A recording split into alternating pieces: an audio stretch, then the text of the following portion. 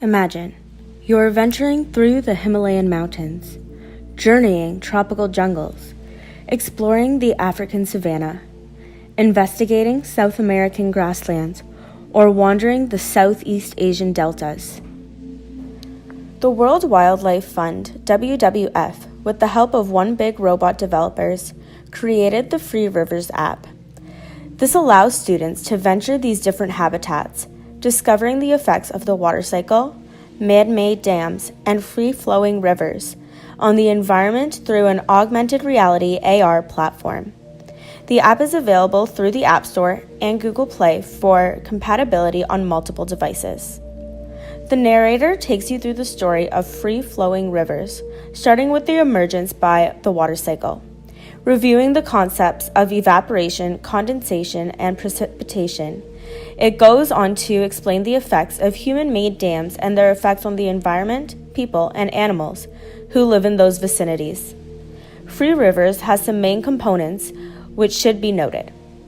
There is a main scene with a river flowing directly through it, and 5 mini-scenes within it, which are seen as different habitats. Within these habitats, there are character interaction points where you are able to meet different characters before and after the dam is built to see the effects of a poorly placed dam. This application engages students through its immersive use of AR, allowing students to discover advanced perspectives from animals and characters which are affected by the poorly located dams. Rather than traditional text accompanied by an image, this app designs an immersive experience, making learning more collaborative and interactive. This way of teaching material provides a new motivation for students, as it is a fresh medium to the traditional teaching methods. By using it in an educational environment is creating the opportunity for students to experience such places they would not normally have the chance to experience, such as the Himalayan mountains or the Sahara Desert. It is evident that the purpose of this app is more to spread awareness and educate around the issue, rather than to perform as a basis of teaching material. However, there are aspects that are applicable to the Ontario Science curriculum. In the webinar, there was a topic regarding leveraging the potential of technology, and how us as educators have the power to enhance learning through these technologies. How are we able to integrate new and advancing technologies into learning effectively? Free Flowing Rivers has science curriculum content that is applicable from grade 2 to grade 8. In grade 2, this is the starting point on learning about the water cycle. They are also learning to assess ways in which the actions of humans have an impact on the quality of air and water, and ways in which the quality of air and water has an impact on living things. These ideas expand throughout elementary school and into middle school, where in grade 7 they are assessing the impacts of human activities and technologies on the environment and evaluate the ways of controlling these impacts. This application applies to a direct expectation in the grade 7 Ontario curriculum. As these dams are human-made, they are able to observe the impact of these dams on the environment. This would be the age that the application should be taught. Through a scaffolded approach, they are able to apply the ideas that they have learned throughout their education thus far and engage with new information that they are learning. Serious game is a term used for games that serve the purpose of learning, not meant to necessarily be fun, but to be educational. The downfall of serious games is that sometimes there can be a large focus on the design of the game, and then it lacks in terms of the content that it is trying to convey. By combining AR and serious gaming is a good medium for the basis of learning games. It creates learning experiences, which have been shown to lead to better learning outcomes.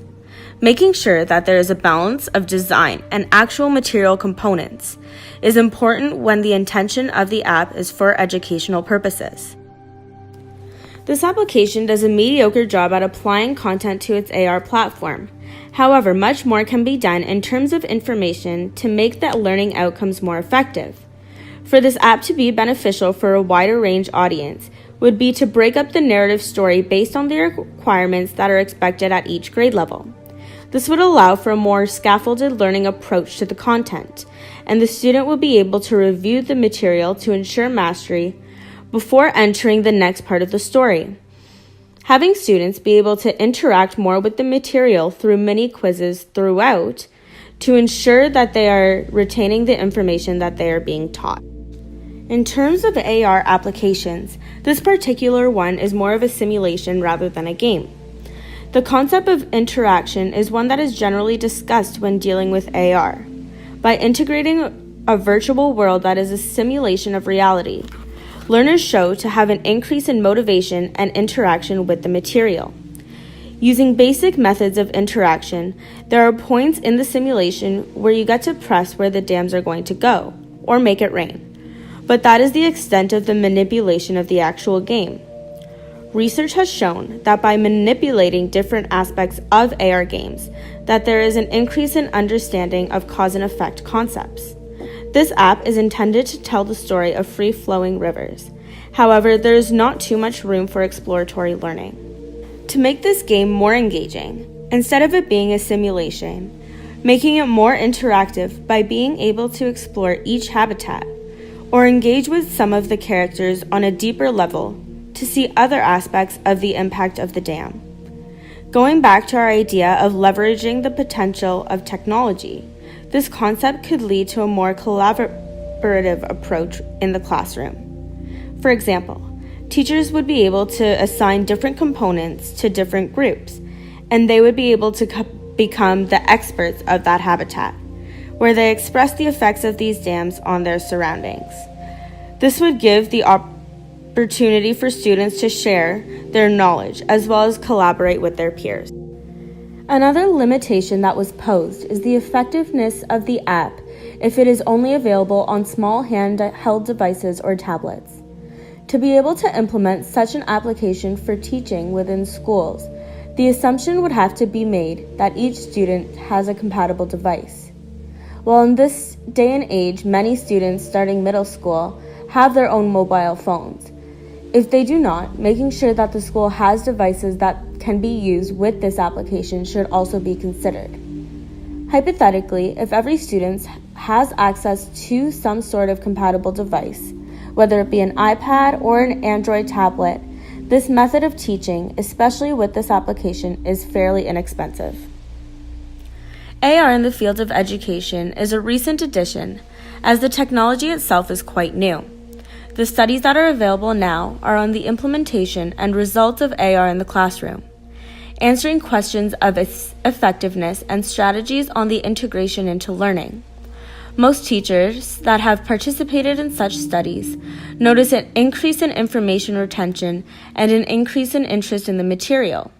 The pitfalls that were noticed in the research with this type of technology in teaching is the limited flexibility that some components have in terms of pausing and replaying certain instances to allow for reflection and questions from the students. This app is similar, as there are not ways to pause the content.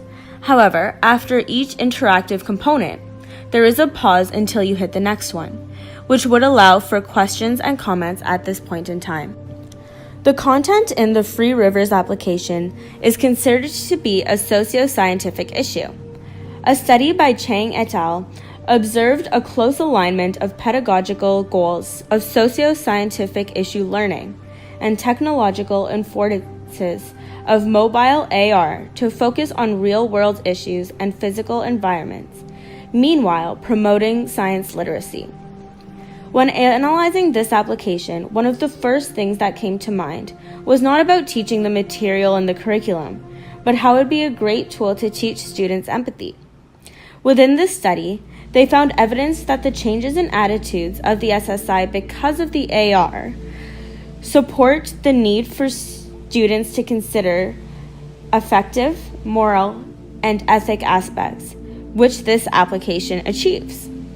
It gives the opportunity to show how building one dam can affect so many things, not just the land, but the people and the animals which require the water for their livelihood. By putting students in the position of the characters in the app, it allows them to gain an understanding, perspective, and emotional response that they would not have got with simply just reading about it.